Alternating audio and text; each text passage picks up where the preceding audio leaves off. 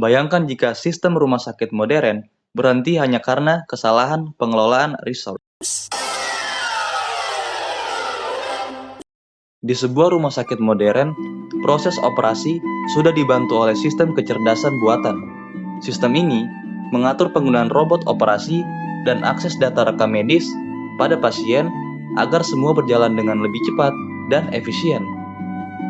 Suatu hari, dua pasien darurat datang hampir bersamaan dan membutuhkan operasi segera. Sistem AI kemudian mencoba mengatur penggunaan robot operasi dan data rekam medis untuk kedua pasien tersebut. Masalah pertama muncul karena robot operasi hanya tersedia satu unit. Selain itu, akses data pasien juga hanya dapat digunakan oleh satu proses pada satu waktu.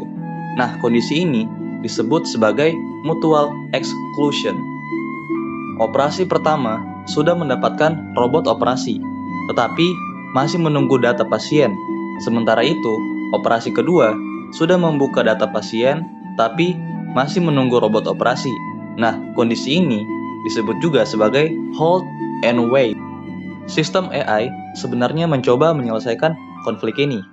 Namun, sistem tidak dapat mengambil resource secara paksa dari proses lain. Robot tidak bisa diambil dari operasi pertama, dan data tidak bisa diambil dari operasi kedua. Nah, kondisi ini disebut sebagai no preemption. Akhirnya, terbentuk lingkaran penantian.